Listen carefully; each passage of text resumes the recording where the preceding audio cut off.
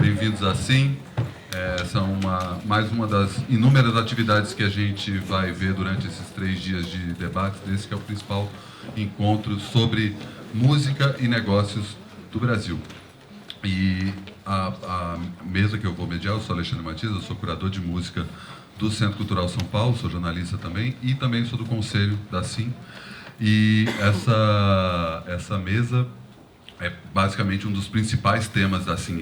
Esse tema percorre vários outros aspectos, que é música e empreendedorismo. São artistas que, por diferentes motivos, e a gente vai falar de todos eles aqui, acredito, partiram para o outro lado do negócio para gerir as suas próprias carreiras. De um lado aqui temos os 3 da Brisa, do outra ponta tem os 2 da Rockenwood e aqui a uma da Rosa Flamingo. Então, para começar aquela velha introdução, quem que vai falar em nome da Brisa? Só um, hein? Só pode ir. Não, Mariana. A Mariana, afinal de contas, Ele é artista. fala isso. Fala. Bom, boa tarde. Desculpa o atraso. A Brisa, ela é uma empresa familiar. A Elô é minha prima, o Márcio é meu amigo antes de ser marido da Elô.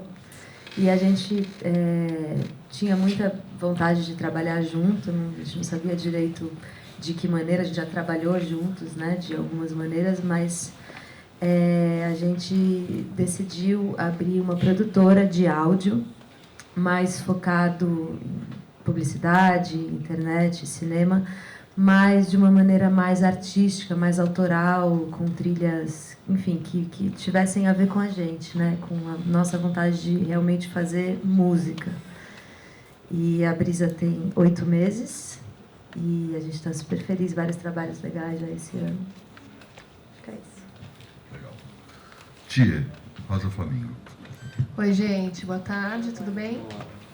Eu venho no Sim já há alguns anos, mas é a primeira vez que eu falo. Mas estou muito feliz de estar aqui. Eu comecei, na verdade, junto com a minha carreira artística, já começou a minha autogestão. Na época eu não encontrei ninguém para me ajudar, então resolvi fazer sozinha. Inicialmente era eu mesma com uma secretária virtual, que era a Thelma Flores. Explica a história da Thelma Flores. A Thelma era eu mesma, só que era uma mentira para poder vender show. Já que as pessoas tinham dificuldade de negociar comigo, a Thelma mandava e-mails e atendia o telefone com uma voz mais grossa, assim. Mas funcionou. Ninguém show, né? Não, ela não podia ir. Tinha essa história, né? Convidava muito para ir em show, eu inventei uma história, que era uma mãe solteira, com uma criança de 8 anos, e ela era portenha, então ela não tinha família aqui, não podia ir. Aí quando insistiam muito, a tia ia no lugar, aí eu ia. Enfim, isso foi em 2008, assim. Em 2009 eu lancei o Sweet Jardim, que é meu primeiro disco, e fiz tudo independente, e depois eu assinei com a Warner, né? Eu tenho uma label grande. Nesse momento, com um contrato 360, eu tinha necessidade de ter uma produtora, e aí eu oficializei e abri o Rosa Flamingo, que hoje já tem uns 4 anos, assim, oficial. Comecei a fazer toda a produção dos shows, faço também o merchan, e aí virei também uma editora, porque já nesse primeiro momento eu abri uma editora para gerar ISRC, essa coisa toda. Então o Rosa virou um selo. Hoje eu tenho outros artistas também. Tem o André Ung, que tem 2 discos lançados e amanhã lança 2 singles. Tem o Finger Finger, o Flávio está aqui representando, dá um salve aí, que tem um disco lançado e amanhã lança mais um single. E acabamos de adquirir a Labac, paguei caríssimo por ela. Está aqui, ela que já veio com uma carreira pronta, minha nova artista. A Labac é uma pessoa muito especial, é uma das cabeças do Sonora, aquele festival de mulheres fortes. E, além disso, tem uma carreira forte lá fora, faz tudo muito sozinha. Então, é isso, eu gosto de somar com artistas que têm essa coisa da autogestão também.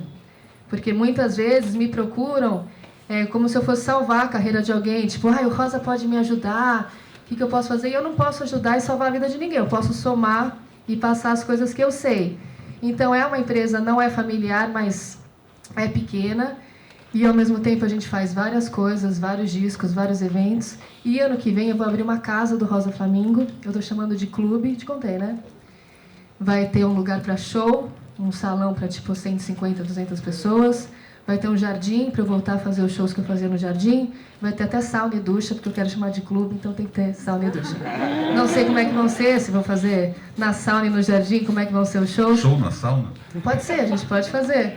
Enfim, mas vai ter um estúdio, e a ideia é trazer bandas, inclusive de fora, e fazer o estúdio e já editar pelo selo do Rosa. Enfim, vai ser um clube, por março, abril, estaremos abertos. Rock and Hood, Diego ou Tomás, quem fala? Fala junto. A Rock and Hood começou a ser planejada em 2014, mais ou menos. E eu e o Diego, a gente sempre teve... O Diego também tinha banda, tá mais pro lado da produção dos últimos anos. Mas ao enfiar a cabeça no mercado, e a gente começou a bater com as dificuldades, né, que todos nós enfrentamos. E a gente sempre teve uma certa habilidade para identificar os principais gargalos e demandas, desde tipo... da profissionalização de cada etapa da cadeia produtiva, enfim. E a gente já atuava bastante ajudando outros artistas e tentando movimentar a cena lá em Brasília e tal, até que a gente resolveu arriscar e estruturar, de fato, numa produtora e começar a fazer projetos maiores. Esse ano a gente fez o festival Tem Mais Disso Que Amigos, em abril, que foi um festival de pequeno porte, assim, que foi bem massa, no Estádio Nacional, e depois o nosso projeto mais ambicioso, que foi o Coma, que é um festival e conferência. Foi começo de agosto, foram 2 dias, foi muito massa, deu uma galera muito legal e foi um projeto bem diferente, festival do tipo de evento que Brasília nunca tinha visto antes, apesar de não ser, né, acontecer em moldes parecidos pelo mundo. E a gente está bem orgulhoso com o resultado e é um projeto novo, né? A Rock and Hood começou ano passado, então a gente está nessa batalha aí. Maravilha. Lembrando que mais para o final da mesa a gente vai abrir para perguntas, então quem quiser ir anotando suas dúvidas ou algumas perguntas, vai ter esse momento para isso. Tia, eu queria começar contigo. Você citou a brincadeira da Thelma Flores, mas tem um ponto que é o contratante tem dificuldade de lidar direto com o artista, né? Como é que é isso do artista vender ele mesmo? É difícil, na verdade, porque realmente nas situações que rolaram do contratante ligar e eu mesma atender, e às vezes falar, não, é a tia, é que eu queria falar com alguém para negociar o show, porque é difícil você falar, não, o meu show vale tanto. E o cara vai falar, não, tanto, não, então vou fazer... É difícil. Por e-mail, né, por outros meios é mais fácil, mas no tete-a-tete fica difícil, porque a pessoa fica intimidada e você também fica de falar, não, gente, que isso, vale muito mais. Então, isso é uma parte mais complicada, assim, porque quanto vale, né? O show, e cada vez mais que os shows estão muito diferentes. Tem opções, muitas vezes, de bilheteria e, enfim, alternativas para os shows, porque realmente o mercado está muito louco, assim. Antes, inclusive, eu tinha uma ânsia, assim, em ter uma agenda cheíssima, em fechar show para ter show. E hoje em dia também, eu acho que não. Acho que a gente tem que ver outros meios. E é exatamente a brisa, outros meios de ganhar grana. Então, legal, vamos fazer uma campanha, vamos fazer um evento, vamos arrecadar no ECAD, sei lá. Mas porque o show, muitas vezes, tem tantos shows que a gente faz que não recebe tanto, mas o show é maravilhoso e você conquista muito mais gente. E você vende os produtos, né?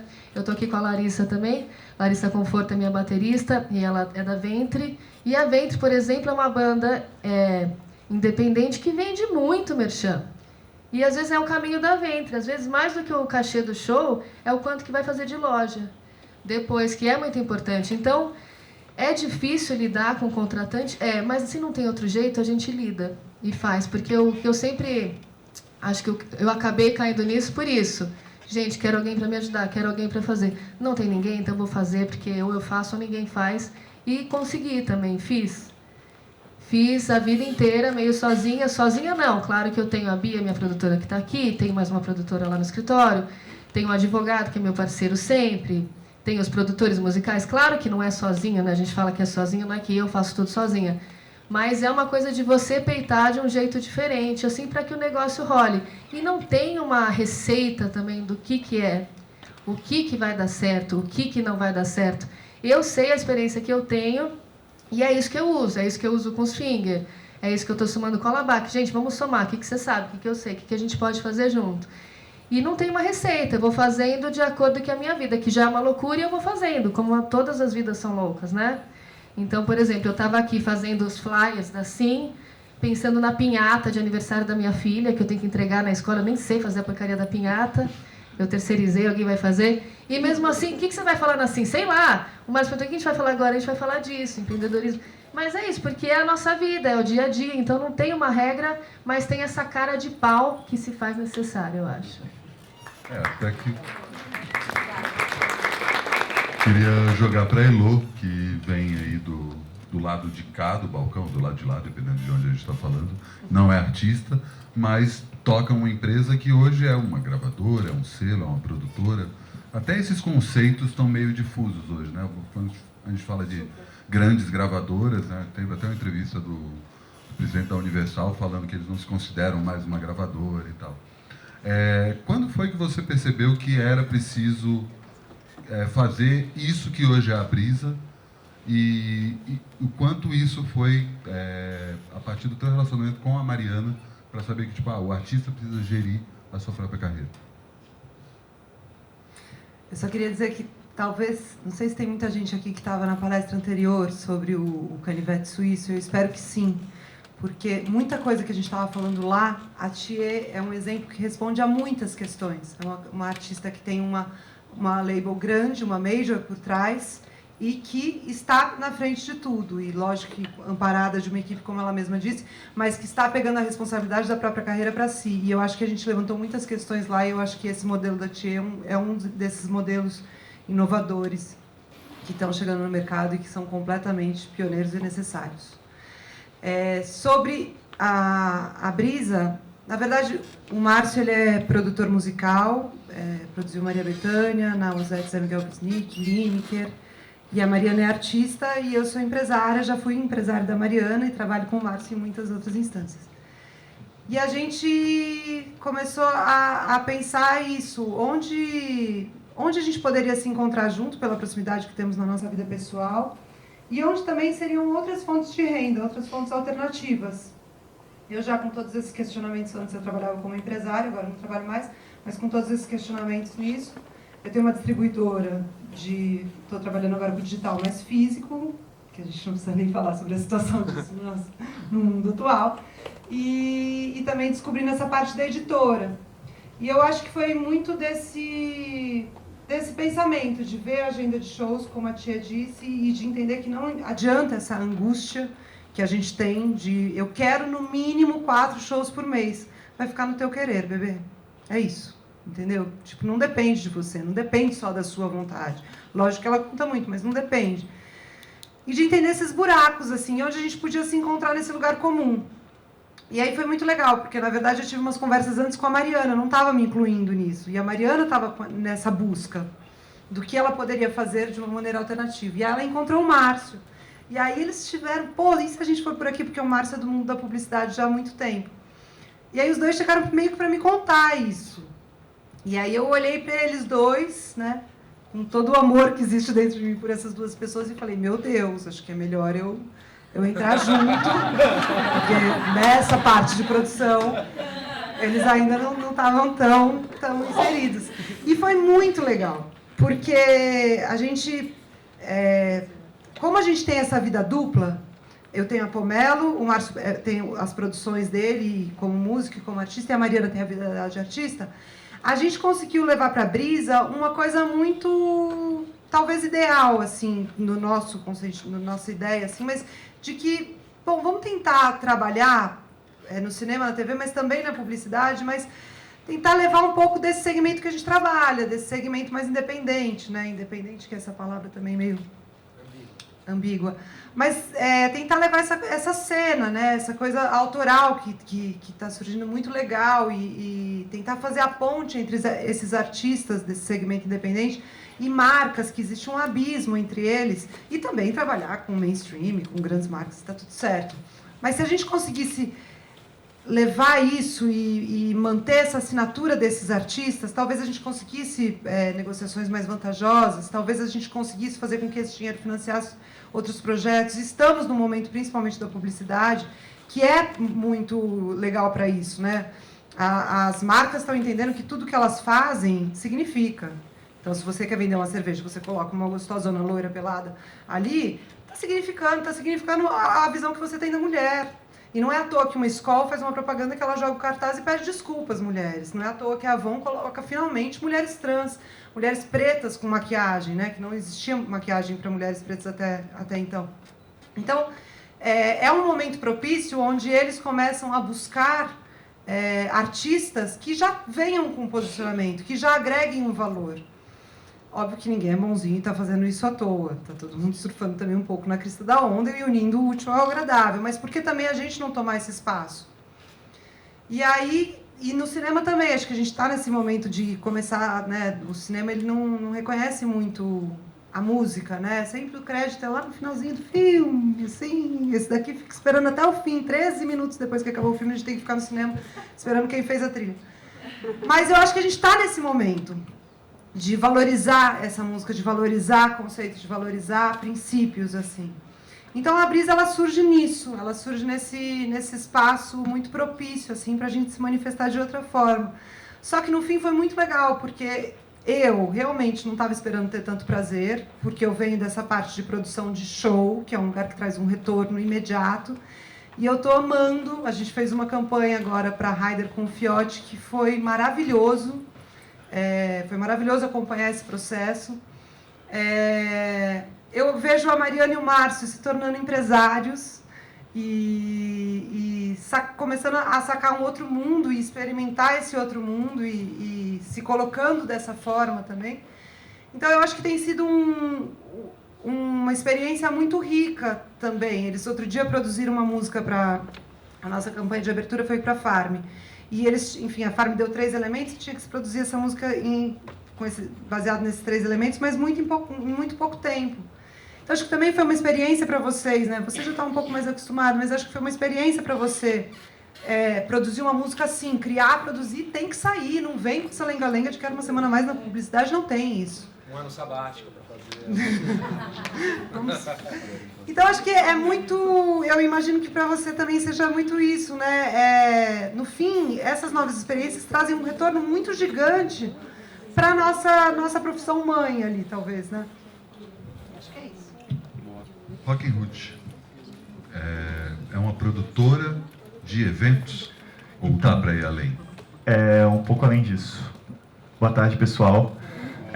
A Rocking Hood é muito doido, porque ela surge de uma ideia... Na verdade, ela surgiu a partir de um personagem do Lucão Toscalene. Que ele era, assim... Toda vez que a gente ia tocar num lugar zoado, assim, e o técnico de som era mal educado e etc., o Lucão roubava alguma coisa, algum equipamento desse lugar.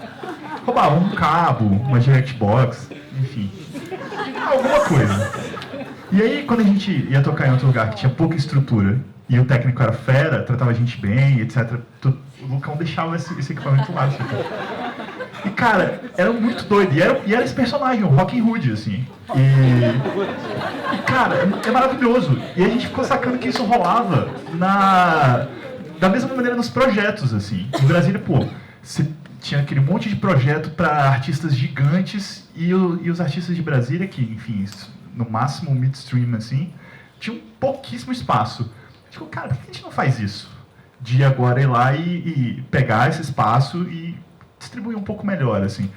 E aí a gente entrou em várias frentes, assim. Foi desde gravar disco de artista, a produzir apps para celular, a ter ideias de... Enfim, a gente tem um monte de frente agora que está acontecendo, mas as duas que a gente inaugurou de verdade são as dos festivais e a da produção, assim, em geral, produção artística.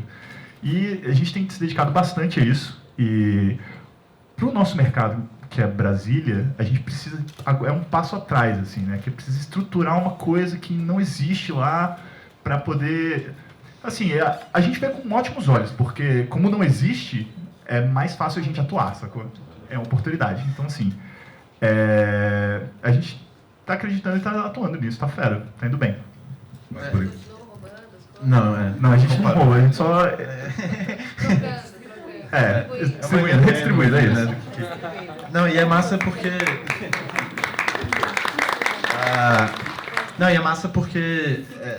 é muito louco, porque a gente esbarra muito, por exemplo, Scalene dando entrevista, o mercado, não a galera aqui, né, a gente, mas jornalistas e muita gente encara muito como uma coisa de cidades, né? Então, assim, só queria complementar que, tipo, quando o Diego também fala desse negócio de Brasília, é porque a gente é de lá e quer fomentar e ajudar a nossa cidade, mas é uma coisa pensando no nacional, né?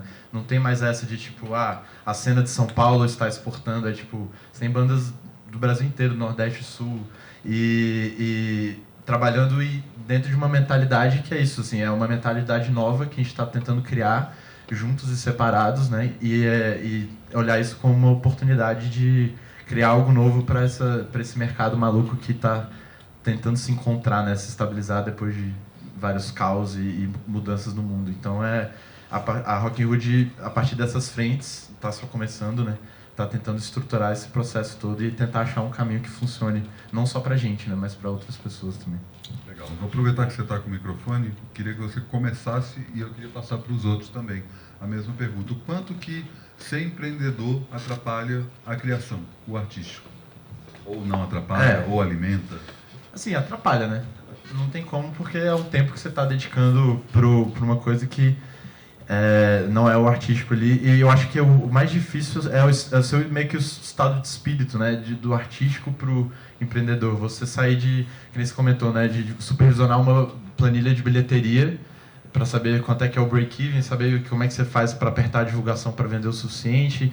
E aí começa a ter polêmica com o contratante local sobre as rubricas e tal. E aí depois chega, sei lá, no meu caso, chega o meu irmão e fala, velho, me ajuda a terminar essa letra aqui. Aí, tipo, não rola, sacou? Eu estou em outro estado, Excel, sacou? né? Então, exato. Então é complicado, mas eu acho que é necessário, assim. E dentro dos projetos e das bandas, eu acho que sempre tem alguém que tem mais esse perfil, né? Então você tem que ter meio que uma noção de quem tem um perfil para cada coisa e delegar essas tarefas e cada um atuar na sua área mais de afinidade e de habilidade. Isso é muito importante. Eu vejo muito que é uma primeira principal dificuldade, assim, das bandas e dos projetos. Na própria Rock in Hood, né? A gente está terminando de entender, véio, quem faz o quê, porque meio que todo mundo sabe fazer tudo, mas ninguém também é muito especialista em nada, sacou? Então é meio confuso. Então eu tenho esse perfil e assumo isso, e aí a gente brinca, né? Que eu sou responsável por esse departamento e o meu irmão é do departamento artístico e a gente tenta trabalhar junto de uma forma que funcione, mas de fato atrapalha, mas é tentar conviver com isso, né? E lidar da melhor forma. Tia. Eu não sei se atrapalha, porque eu acabei de fazer um disco, né? Lancei o Gaia agora mês passado e eu fiz ele nessa loucura, assim.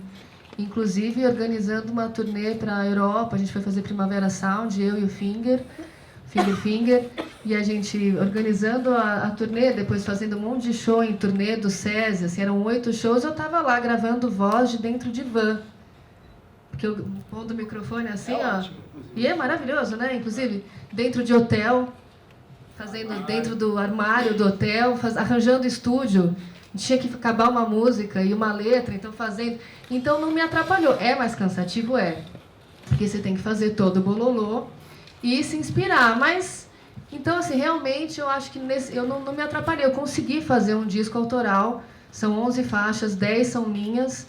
E saiu, assim, inclusive o meu disco mais emotivo, assim, mais emo. Mas é isso, o que pode acontecer, eu tenho um AVC. Mas tirando isso, entendeu? Assim, atrapalha, não atrapalha. Mas que eu tô mais estressadinha, eu ando, né? Tomo vários briófilo da Veleda, de manhã, tarde e à noite, com 3 de Anciodoro e tá tudo bem. E aí vou seguindo a vida, mas assim... Tia também tem uma carreira de stand-up, né? Tem, então, eu faço stand-up também, quando eu não estou chorando, eu estou rindo.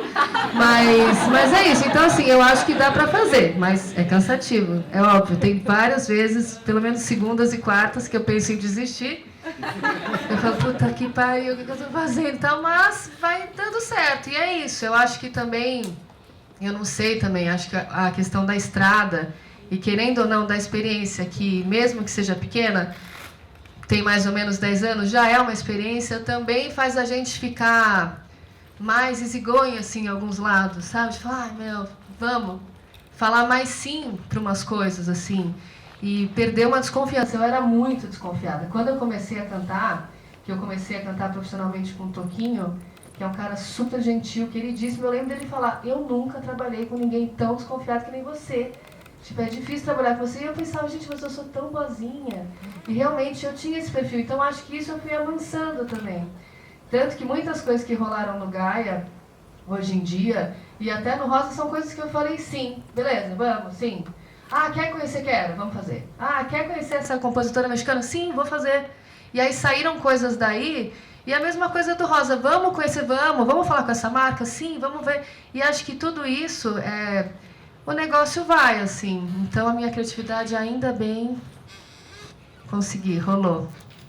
E no caso da Brisa, fala, Márcio, um pouco. Deixa a Mariana falar depois, que o Márcio está aí quieto. A pressão da publicidade atrapalha nesse sentido? Cara, eu adoro. Eu não sei, acho que eu por ter trabalhado desse lado aí por muito tempo, né?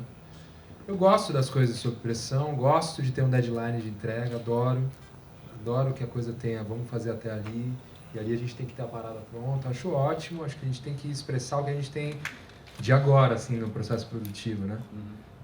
Eu acho interessante, por exemplo, exposições de fotografia, dou sempre muito esse exemplo, assim, para as pessoas, que você vai numa exposição de foto de um cara, você não vai achar as fotos PB de Londres, depois as outras coloridas do Haiti, e depois... Não, é o momento ali em Londres, PB, aquele filme e tal, registrou como o cara estava pensando e sentindo naquele momento e acabou. Próximo. E aí vai indo, né? Eu acho que é interessante você criar esse desapego de eu estou vivendo esse momento agora, eu vou fazer isso até aqui, e entrego e acabou. Entrego, confio e agradeço. Eu acho que essa questão pode ajudar um pouco o autogestão, autoempreendedorismo na criação, no sentido de talvez te guiar, te nortear em onde talvez esteja um lugar bom de você criar, que era o seu público-alvo, qual que é o tipo de som que tem a ver contigo e que tem uma demanda, que as pessoas gostam, enfim. Isso pode influenciar na sua maneira de compor também, de produzir.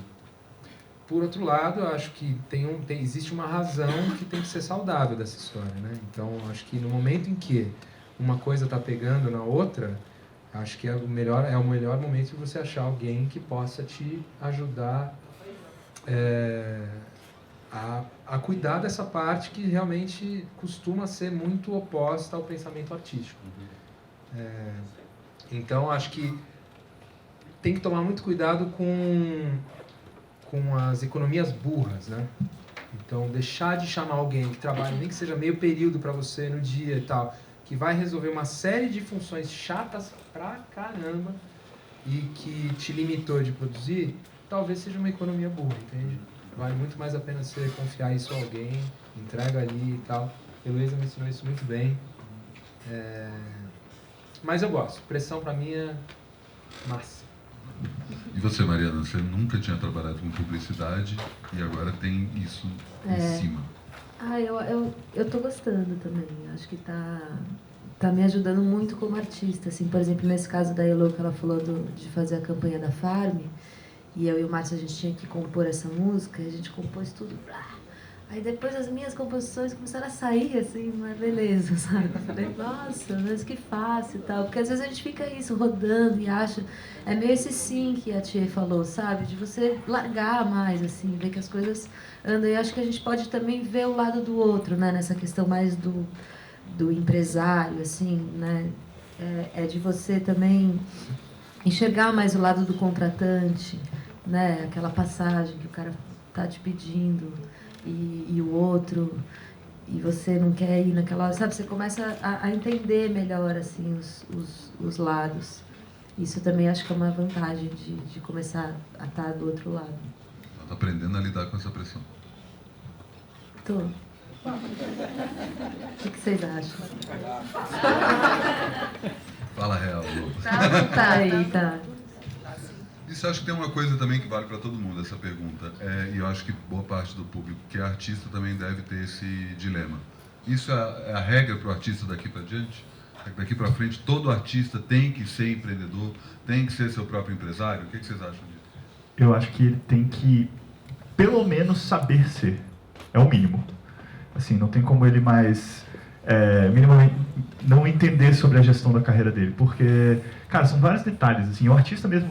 sente para onde ele está apontando. Então, assim, ele tem que saber para onde, como ele quer andar, assim, pelo menos para demandar isso, é o mínimo, assim, e saber onde ele atua bem, assumir algumas responsabilidades. Eu não vejo isso para o futuro diminuindo, não, assim, eu só vejo isso aumentar. Acho que existe aptidão também, né? Tem gente que é melhor e tem gente que é, enfim, que tem menos, que sabe menos de um lado do outro, mas é isso, tem que pelo menos saber o que está acontecendo, né? Você vai botar para alguém, não dá para você entregar totalmente, não ter ideia do que está rolando. Às vezes eu lido com os artistas, e como eu sei, né, da proposta do show, já sei de antemão, puta, e aí, você viu que vai rolar esse show, não sei o que lá? Não tô sabendo. Não, você tá sabendo, você já deu sim. Não, mas ninguém falou comigo. Então isso eu acho ruim, você não tem nenhum controle, não saber o que está acontecendo. Você pode não ser a melhor pessoa, mas você vai perto de alguém que você confie também e vai se ajudando. Eu acho que um pouco de noção tem que ter, assim, que é isso também. E também, gente, tem prioridades. Às vezes, é isso, como não tem uma regra, cada artista vai funcionar de um jeito. Às vezes você não é bom de autogestão, você não sabe, mas você, sei lá, você é bom de fazer videoletras e você vai dar o seu tempo para fazer isso. Então, existem prioridades.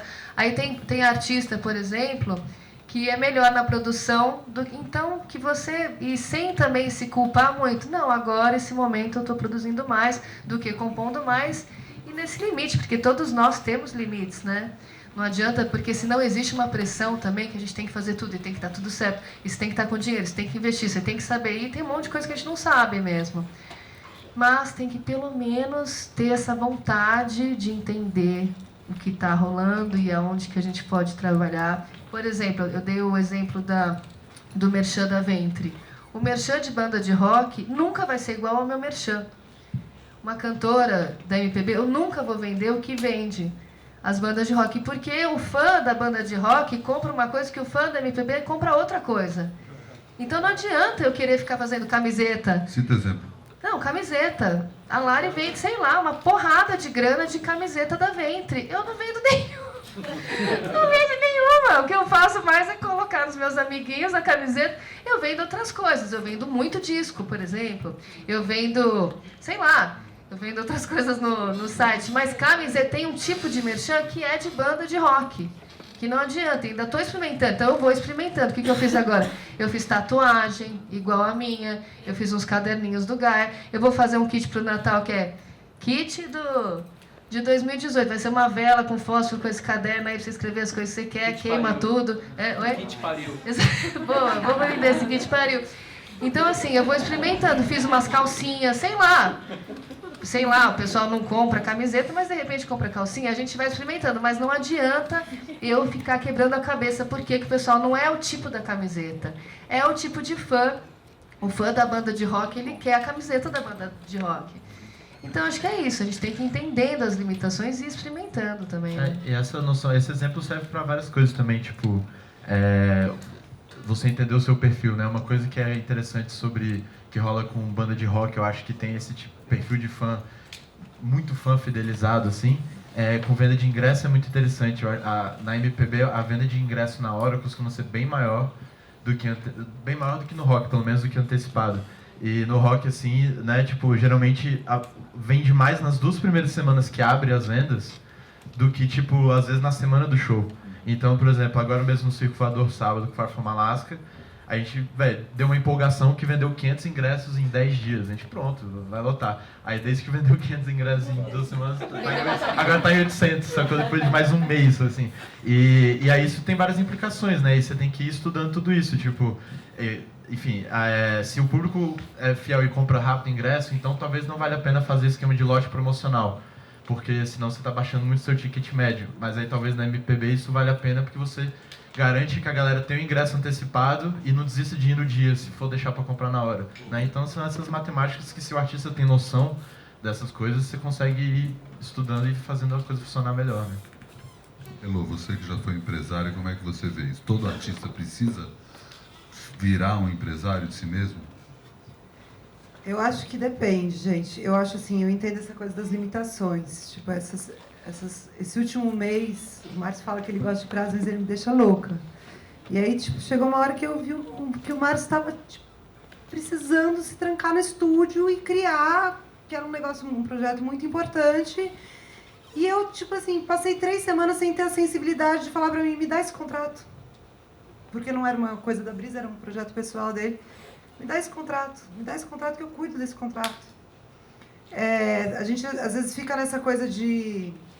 E eu sou muito dura, né? De, tipo, eles, como são agora meus sócios, eles têm que fazer isso. E é isso, a Mari ontem falou isso numa reunião. Não vou fazer isso, não adianta, não vou. Então vamos pensar já numa alternativa para a próxima, porque não sou eu a pessoa que vou fazer isso. Então eu entendo muito que é muito interessante a maturidade quando você consegue reconhecer os seus limites e consegue deixar esses limites claros. Agora, eu acho o seguinte, não existe mais a possibilidade... Eu acho que essa pergunta depende. Se você é uma pessoa que quer fazer só pesquisa, uma música que você não está preocupada com o público, mais pela sua própria pesquisa, não. O que você precisa fazer é pagar R$ 1.500 2 vezes por ano para uma pessoa inscrever uma pessoa que saque de edital, inscrever e, se Deus quiser, você pega um projeto, pega essa grana para você fazer aquilo.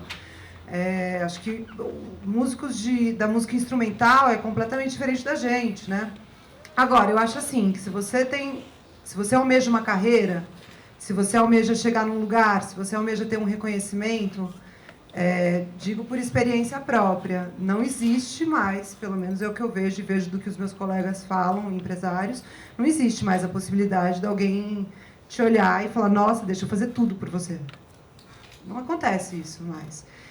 Do mesmo jeito que hoje em dia as empresas não querem contratar mais funcionários que venham, executam e ficam quietos e fazem a coisa do jeito mais discreto. Não, eu quero na minha empresa pessoas cada vez mais criativas e não que fiquem executando as minhas ordens, mas que acrescentem, que me questionem, que me coloquem na parede, que me ensinem.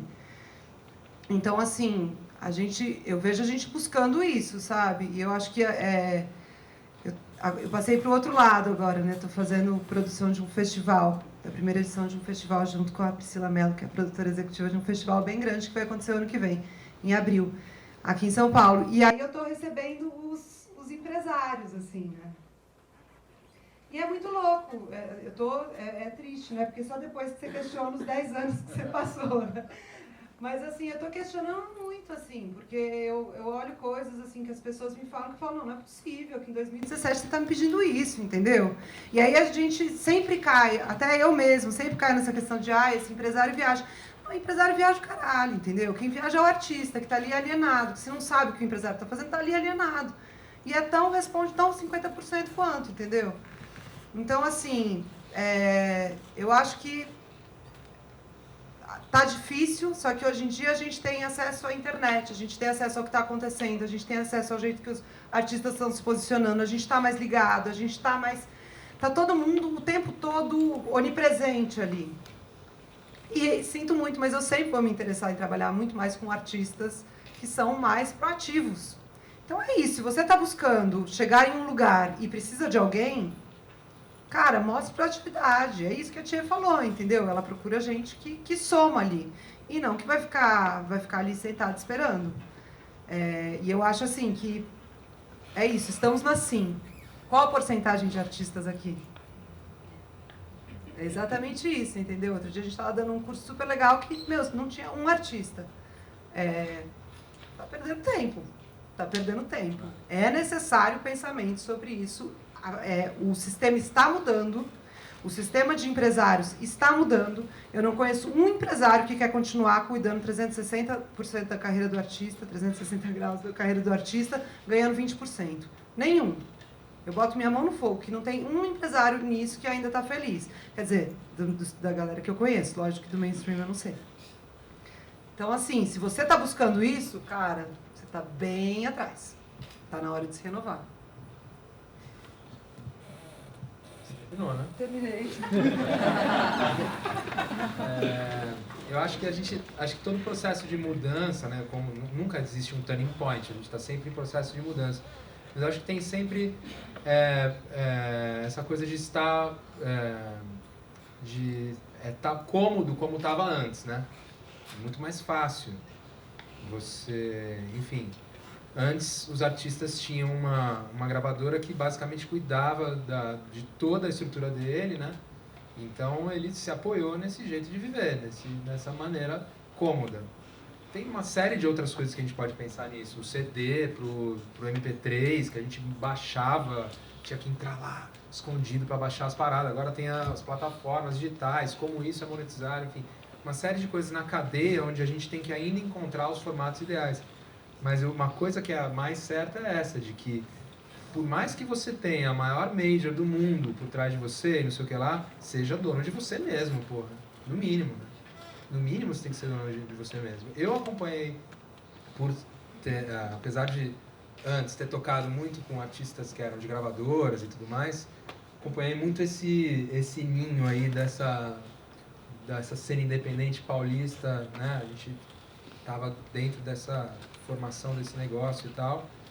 E eu vejo muita gente dessa época que se diz independente, se mostra independente e tal, mas na maneira de trabalhar é super old school e mainstream.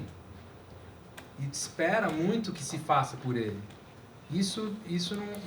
Esse tipo de comportamento ele tem que partir, quando você fala, ele tem que partir em toda a sua cadeia de trabalho.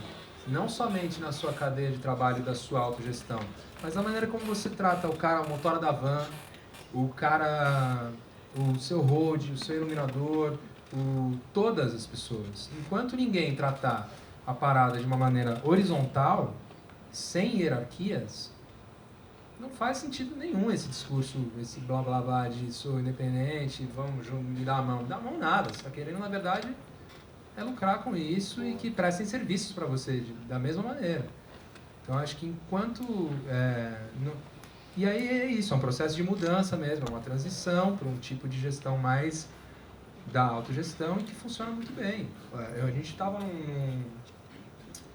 num congresso agora, no MTB, né, que é o Music Trends Brasil, lá no Rio, que a gente deu uma palestra, onde 70%, sei lá, 60% dos temas das palestras lá eram sobre Big Data, esse blockchain aí, não sei o que, chain, e tudo mais, está tudo aí. Quem é artista, tem o seu perfil no Spotify, você pode consultar o quanto de drop, de skip deram na sua música. Você pode saber uma série de coisas que a mesma gravadora, Sony, Universal, sei lá que Major, tem também. E se você for esperto, for rato, safo, você vai descobrir qual que é o seu público-alvo, qual que é que cagada você pode ter feito que fez as pessoas pularem tanto a sua música, cagada no sentido, e qual é até onde você pode mudar isso na sua integridade artística para se adequar a esse momento, né? Se você está afim, se você quer, se não quer, enfim. Assim, quem deixa na mão dos outros, é muito fácil deixar na mão dos outros, né? Você tem lá a sua governanta, tem a pessoa que traz o cafezinho para você e tal, você cresceu assim, você leva a vida assim. Mas na hora que toma o tabefe na cara e tem que cuidar de correr atrás, é bom saber que, então, vamos junto todo mundo, né? Inclusive o Spotify, que tem o Spotify for Artists, né? É uma senha que eu tenho, que a gravadora não pode ter. Isso é muito legal. A Warner não tem acesso a essa conta que eu tenho. Porque só eu posso saber algumas coisas que não é para a gravadora saber mais. E mesmo que hoje a coisa que a Warner mais quer e se preocupa é com os números do Spotify. Não importa mais estar vendendo, a questão da gravadora hoje é o Spotify. Então o que eles mais falam é isso, é do chat, não sei o que lá, e tem que ficar pilhado nessas coisas do Spotify. E é isso. E o meu contato com o Spotify é direto. Porque eu tenho a senha que eu vejo lá, onde que esquipa, onde não esquipa, que playlist que tá, e é uma coisa minha. Isso é muito louco, porque vem do Spotify essa demanda, né? De não liberar para a gravadora. Não é tipo que o artista fala, não, eu não quero, não, é uma coisa deles. Não, isso daqui é do artista. O artista que tem que saber fazer e fazer. Eu só queria acrescentar uma coisa que eu acho que, assim, não é problema nenhum, e eu acho que você quis dizer essa mesma coisa, não é problema nenhum você ter o prestador de serviço. Somos todos. Sim, mas se você quer ter prestadores de serviço, ou se você quer ter uma produção que cuide do seu 360, talvez a solução seja você ter uma outra atividade profissional que te banque isso, caso a sua atividade não tenha essa remuneração. E não há nada de errado nisso. A gente só precisa entender que quando a gente traz a palavra parceria, que para mim, hoje em dia, virou tipo eu te amo, né? Os adolescentes, eles falam o tempo todo eu te amo, para tipo, uma pessoa que conheceu há 2 dias, né? E que dá uma banalizada nessa palavra. Eu acho que a palavra parceria, que até falaram muito bem na outra palestra, ela é uma palavra muito profunda, porque ela pressupõe uma via de 2 mãos, e ela pressupõe que você também vai entrar nessa parceria, e não que eu vou com você. Então, assim, eu chamo a todos para pensar todas as vezes que a gente for usar essa palavra, se existe uma parceria, ou se essa pessoa está fazendo simplesmente uma bondade muito grande com você. Se você está sendo parceiro também. Porque se você não está sendo parceiro, essa palavra não existe. E não é problema nisso. Só admita. Isso não é uma parceria. Estou te chamando para uma prestação de serviço. Quanto custa? Posso pagar? Não posso pagar? Arranjo. Vou procurar outro. Profissionalize isso. Não chame para esse lugar sentimental uma transação que não é sentimental, que é meramente profissional. Não existe problema nisso. Existe problema em a gente ludibriar tudo isso com essa grande palavra da parceria.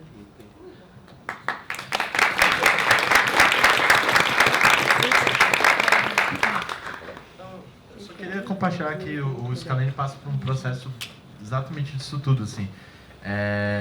E nesse negócio que você falou da parceria, que foi bem bonito, inclusive, é muito louco porque é dos 2 lados, né? Tipo, porque é muito louco ver algumas das coisas tradicionais, tipo uma Major, que você falou do Spotify for Artists, rola que às vezes eles monopolizam algumas informações justamente para eles ainda terem algum tipo de poder, né? E é muito louco, porque às vezes em entrevista eu falo, o Scalene sendo uma banda independente, aí eu, cara, não, a gente já assinou essa, porque aí é aquela coisa do independente que é a mentalidade, né? Não de fato, se você tem um contrato assinado. Rolou agora, por exemplo, a gravação de um clipe que foi via a gravadora. E aí, no meio do processo, a gente descobriu que a galera da gravadora estava dando feedback para a galera na edição, na coloração do clipe, sobre a paleta de cores, sem falar com a gente. Aí chegou um corte e a gente falou, velho, que vermelho é esse, por exemplo, sacou? Aí a gente descobriu, e aí a gente sacou que rola muito esse processo que eu acho que os artistas têm que ser o exemplo dessas parcerias, né? Eu acho que partindo dos artistas, essa mentalidade tem bastante poder, assim. Então você, cada projeto, cada show que você faz, cada lugar que você vai, você tem que setar esse exemplo do que é a parceria e de qual é a sua mentalidade, né? E é difícil porque geralmente as instituições não têm essa mentalidade. A gente estava num festival de Garanhuns, que é o André Brasileiro, está por aqui, que é o cara que mentaliza tudo aquilo. Ele tava a galera dos festivais e tava, eu não lembro se foi o Fabrício Nobre do Bananada ou o Zé Ricardo do Rock in Rio, porque aí uma mina levantou e falou: gente, vocês estão aí, mas é muito fácil. É muito fácil, parece que é muito fácil tocar no Rock in Rio, parece que é muito fácil tocar no Bananada. E aí o Zé Ricardo falou: cara, não é fácil. Não é fácil mesmo, mas se você está esperando que eu entre na tua casa, pegue o teu disco, bote para tocar, escute tua música, isso não vai acontecer. Você já foi ao meu festival? E aí, cara, eu percebi como empresária o tanto de vezes que eu fiquei amolando programadores de festival. Olha, eu gostaria de ver ter minha artista aí. Eu nunca tinha ido. Tipo, a gente tem essa mentalidade de sempre querer tirar do mercado, assim, sabe? O tempo todo a gente tá querendo puxar e não tem... Cara, se você não foi no festival, se você não pagou o ingresso, não contribuiu com aquilo, como é que você tá querendo ir pra lá? Não vai, quer dizer, vai, se você sair nos jornais e conseguir construir sua carreira, beleza, você vai. Mas assim, já começa de uma maneira, a gente já tem esse pensamento, e eu tenho esse pensamento, me peguei nesse pensamento, que é muito sempre tentando sacar do mercado, sacar. E é por isso que o mercado, gente, uma hora vai minguando, porque a gente fica chupinando, uma hora acaba. Então, ou a gente retroalimenta esse mercado, né? O festival depende de público. Ou a gente se faz público desse festival, para o festival ano que vem ter mais patrocínio, que está de olho no público do festival ter mais patrocínio, e entra nisso, nessa cadeia, ou essa cadeia vai acabar e quem vai se ferrar são os artistas, são os produtores, mas que têm mais facilidade de dar seus pulos, né? Legal. A gente chegou às 4 horas. Quem quiser fazer pergunta, levanta a mão. Primeiro levantou por aqui. Quem mais quer fazer pergunta? Tem aqui. Quem vai trazer o microfone? Isso aqui. Ali, está vindo ali. Vai fazendo sem microfone, a gente escuta. Quem? Primeiro? Na verdade, é ali, na outra ponta. Pessoal, boa tarde, tudo bem? A gente está falando aqui Furou a fila, hein? Oi? Você furou a fila, era ele. Desculpa, gente. Depois a gente volta pra você. A gente volta. Tudo bem, Heitor? Deixa. Bom, primeiramente queria agradecer esse espaço, porque inspira muito a gente, como participante desse mercado, ter discussões como essa. Eu sou da PAC Music, é uma incubadora, tá? É uma incubadora que tem fins sociais e todos os anos a gente recebe projetos. Esse ano a gente conseguiu acumular 90 projetos na fila de espera e hoje é muito difícil a gente ver artistas que têm essa mentalidade de empreendedorismo, porque a gente fornece, você quer ser um empreendedor, a gente fornece, eu te empresto infraestrutura, eu te empresto equipe, eu te empresto um escritório, eu te empresto tudo isso daí que você precisa, só que você precisa primeiro querer a ser empreendedor. Eu queria fazer, na realidade, a pergunta direcionada aos artistas aqui. Quando vocês acreditam que vai virar chaveta? Esse artista vai precisar virar empreendedor? Eu concordo muito com o que o Márcio falou, que não tem o turning point, né? Eu acho que essa chave já está virando e a galera os artistas estão entendendo bem melhor esse processo. E eu, na real, da galera que eu ando e conheço, assim, já tá todo mundo bem inserido nessa, não necessariamente conseguindo, mas bem inserido nisso. E a gente tem vários exemplos de várias bandas que têm um lado empreendedor e que buscam fazer a sua parte, não só sugar do mercado, que nem a Elo falou. Então, acho que isso, respondendo direto à pergunta, acho que isso já está acontecendo e que não vai ter um momento que vai virar uma chave. É um processo que cada um tem que ir fazendo a sua parte, assim. E tem artista que não vira a chave também, né? E aí também é isso, a carreira vai para algum lugar e não adianta forçar e também não vai virar, e tudo bem. Mas aí depois a pessoa fala, o mercado é uma droga, as pessoas, a música tá uma porcaria, e na verdade é muito mais esse... Você virar essa chave ou não, assim, senão o mercado vai ser sempre uma droga. Acho que talvez bem pessoal, assim, de artista para artista. No meu caso, eu acho que a chave virou muito depois que eu virei mãe. Eu acho que foi um lance, assim, de eu entender, assim, o tempo das coisas, ver a minha filha crescendo, ver que em um ano ela falava, andava, não sei o quê, em um ano, de repente, eu fiquei lá sentada reclamando do mercado, vendo que não sei o quê, olhando. Falei, não, calma, e tudo, da coisa da infraestrutura, da casa, de ter dinheiro para a escola, para tudo mais, ter uma pessoa que dependesse de mim. Então, eu acho que isso virou muito, tanto é que a Brisa é o nome da minha filha, né? Então, acho que foi por causa disso, assim, acho que depende de cada um. E vira também, né? E também não tem a ver com estilo de música, né? Tipo, a gente, né, Mari, conversava muito sobre isso, tipo, como é que faz? Aí, tipo, outro dia, a Luísa Posse me ligou, que é outro mercado. Tia, me fala, porque eu vou fazer também. E aí eu falei rapidamente, eu falei, Luísa, enfim, faz assim, assim, assim, tá bom. Deu um mês, ela já tem a produtora que chama Helena, tem não sei o que, e organizou, e falou, beleza, dane-se, vou fazer. E é isso que é legal, porque a gente vê em todas as escalas. Tanto que no topo tá a Anitta, né? A Anitta tá lá, gente, é a própria empresária, desde que entrou, ela agencia outras pessoas agora e é a dona do Brasil, né? E tá lá, batendo boca com geral. E ela que determina, essa música não vamos trabalhar na rádio. Ela é minha colega de gravadora. Então eu sei, tipo, essa não quero, não vai, essa vai só pra internet. Ela faz todo o esquema, pensa tudo e vai. Ela tem uma equipe, claro que tem. Mas é isso, é uma decisão dela, né? Tem outros artistas como ela que não são assim e talvez tenham um outro tipo de carreira, até de vida de carreira, que talvez seja diferente mesmo. Pode falar agora. Agora sim. Não fique tímido. É muito legal a gente poder ver que todas essas iniciativas novas, elas estão meio que em ebulição desde sei lá, de 10 anos para cá, né? E a gente tem diversas iniciativas que estão tendo destaque aqui na CIM, que é muito bom. Mas tem um ponto que a gente está pegando uma transição de uma cena, do que era uma cena, do que seria uma cena independente, um mercado independente, que está partindo da informalidade para a formalidade, digamos, que é o aspecto do artista precisar saber se organizar minimamente, ser profissional, saber como ganhar o dinheiro dele e viver de forma sustentável. Mas tem um ponto que eu ainda não vejo muito, mas aí eu quero a opinião de vocês em relação à participação política, no sentido de dessa profissionalização no meio, isso acompanhar políticas públicas também. E o meio discutir esse tipo de assunto, que é muito importante. A gente tem uma OMB que está quebrada e tudo mais, então é bom, eu acho que... O que vocês acham? Como que isso pode ser discutido e organizado? Vocês acham que isso vai acontecer em algum determinado momento?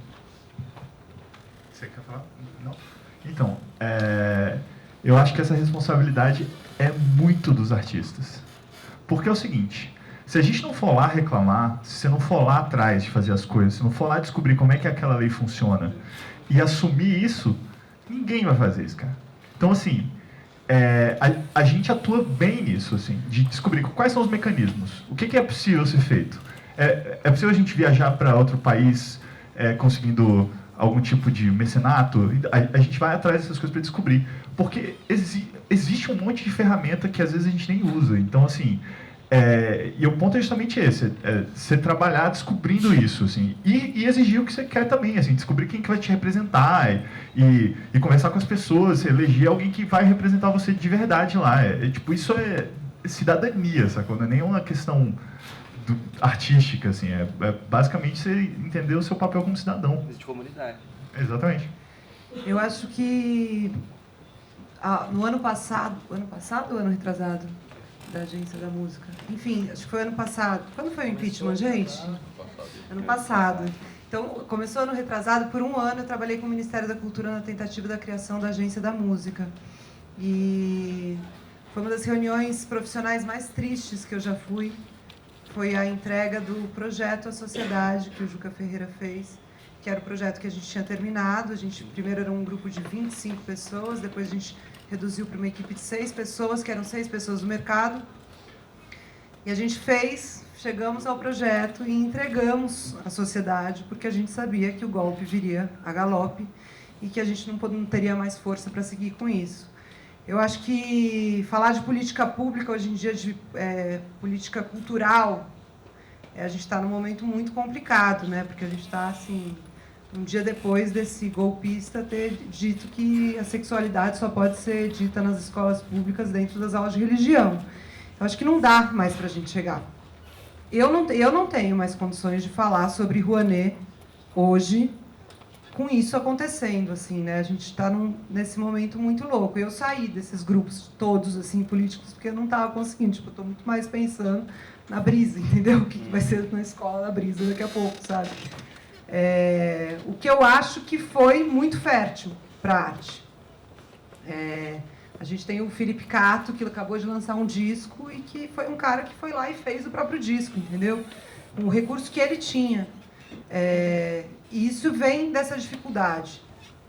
Todo esse pensamento da classe de produção vem dessa dificuldade, da inexistência da política pública e da inexistência de um governo nesse país.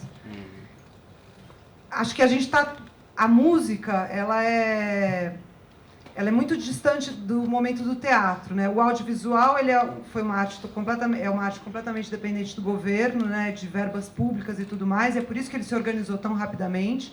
E hoje em dia estava nesse lugar muito legal, muito tranquilo, muito estável. E a música, o mercado da música, ele soube se organizar sem depender. Por ser possível você fazer um show em qualquer lugar, desde de um Sesc com um teatro maravilhoso até um barzinho, até a churrascaria. Você sobe lá até a sauna que a tia vai fundar aí pra gente. Então, a gente conseguiu se organizar sem depender. E quando a gente foi discutir a Agência da Música, a gente já estava num momento com os ânimos bem calmos, assim. Porque era, olha, é muito legal ter isso, mas está tudo certo. Enquanto a gente vai construindo isso, a gente está vivendo aqui. Ao mesmo tempo, eu sinto que a gente está, junto com isso, vivendo, né, um momento toda a cadeia está se repensando, inclusive os patrocinadores, né? Não é à toa que o Natura Musical lança um edital que, a partir de agora, eles vão destinar boa parte da verba para festivais e não para artistas. Porque a cena independente ela foi alçada, mas a base está muito, né? As casas de show estão muito, num momento muito delicado. Os festivais passaram por um período nefasto, que a gente quase perdeu, sendo que os festivais são a maior vitrine da música brasileira. Então, assim, eu sinto que a gente está se moldando, ainda dependemos muito, né? Os patrocínios dependem muito das leis, e elas ainda têm muitas coisas a se corrigirem, né? A Rouanet tem passado por uma mudança bem grande. Eu, aliás, indico muito a quem trabalha com Rouanet que leia profundamente a lei, porque ela mudou muito e é muito difícil a parte depois, a parte com o patrocínio, então é necessário esse estudo. Mas eu sinto que é esses lugares que a gente está conseguindo contar com a política pública, conseguindo pensar a política pública, porque o país está em chamas, e quando o país está em chamas, é difícil falar sobre algumas questões que não são tão urgentes quanto apagar o fogo, né? Mais perguntas? Eu tô com o microfone aqui, eu acho que eu tô na fila, na verdade. Eu aqui. Oi, tudo bom? Meu nome é Luiz Gabriel, eu sou compositor, sou artista também, mas desde 2011 eu comecei a produzir um festival lá em Belo Horizonte chamado Mostra Cantautores, baseado também nessa dificuldade, né, que a gente tem enquanto artista de criar plataformas de circulação para um determinado tipo de trabalho. No caso desse festival, é um festival baseado no conceito de um artista sozinho no palco, né, apresentando suas composições e tal. E eu achei curiosa a história do negócio da Thelma Flores, assim, sensacional, assim, porque eu queria, na verdade, fazer uma pergunta, principalmente para você, mas para todos, em relação a essa dicotomia que já foi falada aí, porque nesse processo, nesses anos todos, assim, é engraçado perceber que eu que tinha antes uma rede né, de contatos, de conhecimento de pessoas, enquanto artista, passei a ter uma outra rede por estar do outro lado, né? Assim, então, uma galera começou a me conhecer como produtor do festival e não como através do meu trabalho, então. E eu comecei a perceber também algumas dificuldades que isso colocava, às vezes, quando você tentava fazer a virada de chave, assim, dizer assim, oh, tudo bem, mas também tem isso aqui, né? Tipo assim, eu também tenho um trabalho artístico, às vezes você tem que negociar com a mesma pessoa sobre dois assuntos diferentes e tal. Então, a minha pergunta é um pouco assim, não sei, assim, em 2017 a gente ainda precisa de uma Thelma Flores, assim, ou você acha que o mercado já absorveu essa pluralidade necessária de todos os agentes, né? Que é uma coisa que foi batida muito, eu acho, hoje aqui na conversa, né? Esse aspecto do empreendedorismo, assim, que de alguma maneira é quase que a única saída de sobrevivência para todos nós, né? Eu tenho uma certa dúvida sobre isso, porque eu sinto que ainda existe também um certo fetiche do artista inalcançável, assim, sabe? Aquele artista intocável que não responde mensagem e que ninguém consegue falar com ele, assim. Não sei se é uma impressão meio desanimada, assim, ou sei lá, eu queria essa provocação, assim, a Thelma Flores, até quando a gente vai precisar, assim? Acho que depende do lugar também, né? Tipo, aqui no Sim,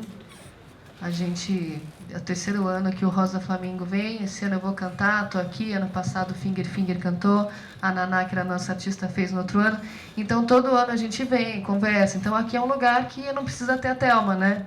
Que eu faço esse papel da artista, da empresária, da produtora, e circulo bem, mas ainda tem contratantes que realmente eles têm um negócio e talvez precise. Eu não preciso mais da Thelma, porque agora eu tenho a Bia de carne e osso.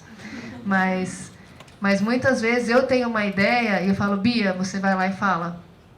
Porque se eu ligar, né, a gente esse ano teve alguns contatos com marcas, assim, que possibilitaram algumas coisas, assim. E uma delas foi a Cabify, que acabou patrocinando uma parte da Europa, dessa viagem. E eu estava lembrando, porque a gente na época estava procurando um cowork para colocar o Rosa Flamingo, e eu lembro que a gente foi em um que estava o Cabify, e aí na hora eu falei, Bia, você vai lá bater na porta e vai falar isso, isso, isso. E é isso, se eu chegasse lá, talvez seria diferente. Cabify, me dá um dinheirinho para eu ir para a Europa. Acho que eles iam falar, me dá também, que eu também quero ir, né? Tipo, é difícil mesmo.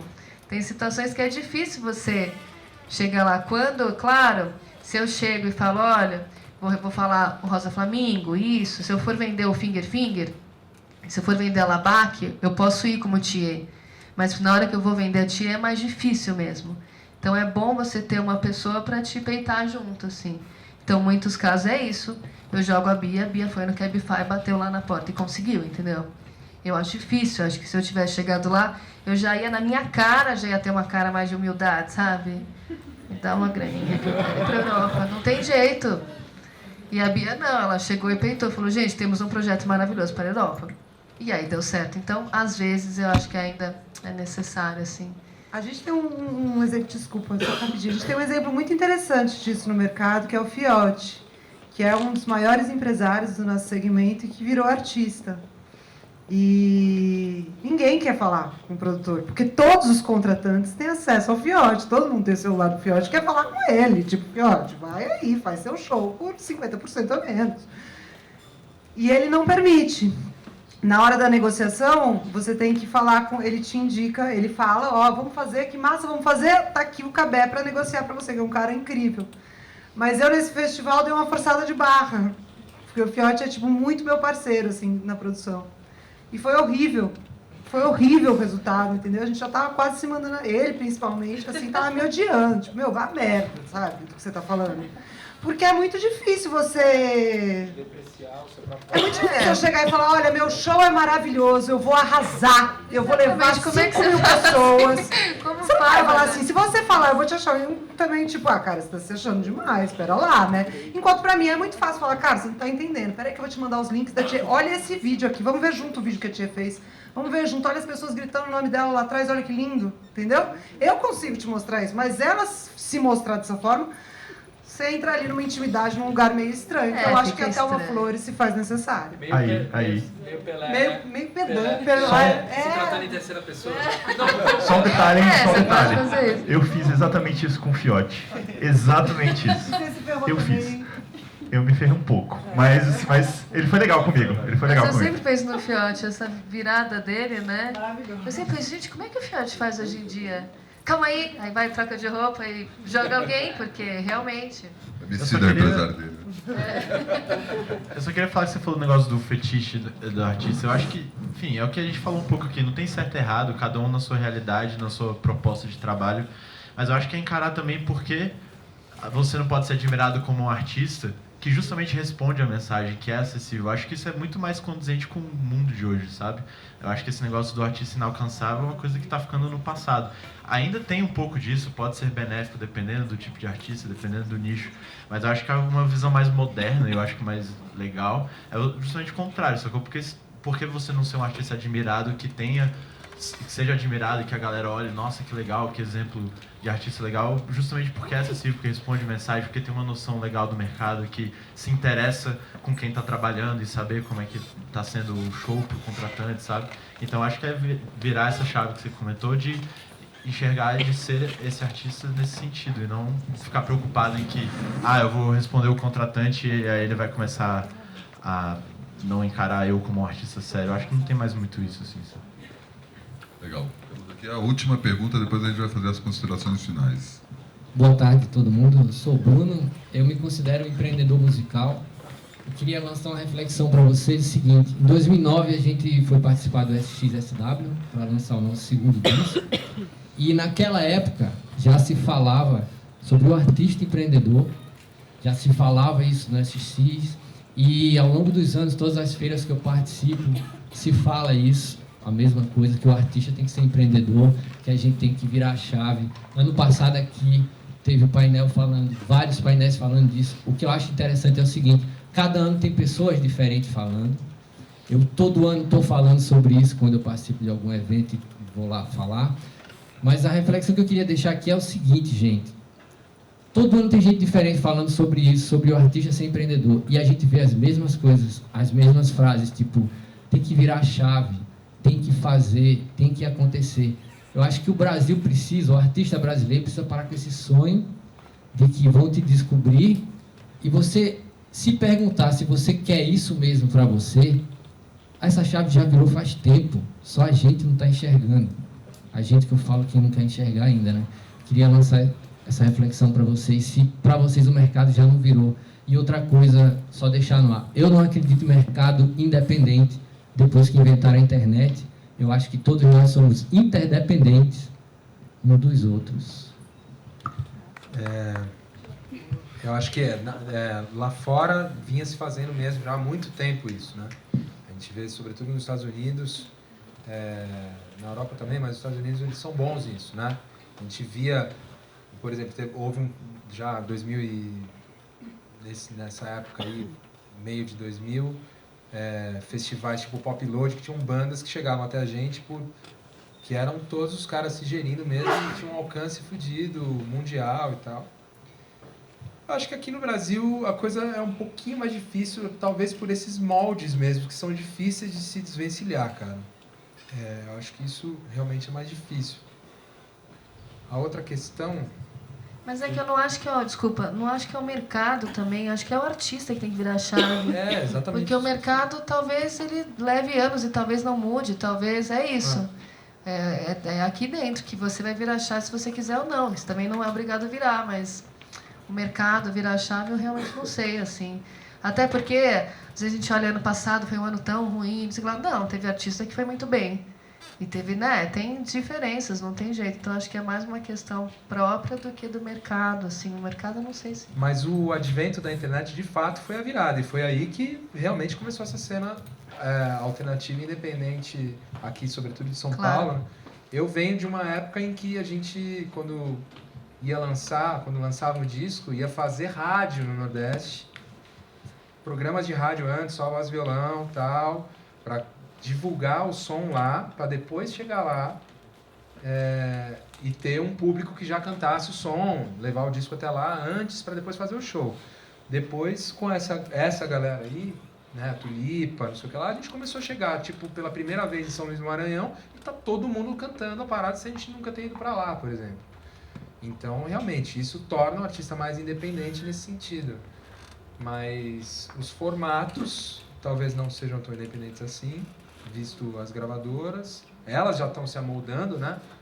Tem todo esse papo 360, tem todo um jeito que elas se acharam aqui para cuidar mais da carreira, já que vendem menos discos, te conduzir mais para as plataformas e serem um pouco mais protagonistas e também conseguirem com isso. Eles são muito bons nisso, eles têm um histórico gigante nisso, né? Só um detalhe, porque, assim, até repetindo o que o Tomás falou, a gente não conhece alguém que esteja no mercado hoje que não tenha virado essa chave. Então, assim, esse para mim é um ponto de partida. Então, assim, é questão de sobrevivência, não é uma questão de, tipo, ele vai virar a chave. Cara, se ele não virou, ele não tá nem sobrevivendo. Esse é o ponto para mim, assim. Eu sempre dou esse exemplo, hoje eu não dei, mas vou dar agora. Quando eu comecei, que eu resolvi, quero trabalhar com isso, vou realmente só trabalhar com música, eu tive uma conversa com o Caio Mariano, que é meu advogado até hoje, e o Caio falou, você quer fazer, você vai ler um livro chamado A Cauda Longa. E, gente, até hoje vale a pena, porque realmente esse livro explica a internet e como você pode fazer você mesmo, só isso. Como a gente não depende mais das massas e você pode encontrar o seu pequeno nicho. É do Chris Anderson, na época ele era editor da Wired, e é um livro que vale a pena ler até hoje. Ele é rápido e é isso, você entende aonde que você encontra o seu público ali e como é que você faz isso render. Então é isso, a Alabac, aqui, minha nova artista. Ela é uma artista que foi sozinha para a Europa, se virou. Quantos shows você fez? 38 shows. Marcou todos sozinha, tá? Com a guitarra, montou banda ali e se enfiou e fez sozinha. Então, claro, a internet está aí para ajudar a gente. Às vezes atrapalha, mas está para ajudar. E foi pela internet, óbvio. E ela resolveu e fez. Então, dá para fazer, essa é a questão. O que é chato ainda, realmente ainda em 2017, eu ouvi tipo, é muito difícil, ninguém me ajuda, não sei o que lá, porque é isso que realmente ninguém vai ajudar. Dá para fazer, seja lá o tipo de música que for, o jeito que for, se você tiver um pouco de vontade e foco, algum lugar você vai. Essa lógica do ninguém me ajuda era a lógica das grandes gravadoras. Mas ainda existe. Pois é, mas ainda existe, porque eu escuto muito isso. Ninguém me ajuda, não, e é não muito consigo. simples, né? Tipo, você tá ajudando alguém, pra alguém te ajudar, né? É isso, basicamente isso. Então, a postura tem que ser essa. E os mundos são muito diferentes, né? A gente escuta histórias que as artistas ganhavam carros, né? da gravadora. Apartamentos, eu fico, gente, que maravilhoso. Sempre que eu vou na hora, eu falo, ninguém vai me dar um carro aí não, que eu tô precisando trocar o meu. Cadê o advance? Cadê meu apartamento? Hoje não existe mais, então é muito uma outra época, né? Então não cabe mesmo você ficar esperando o carro.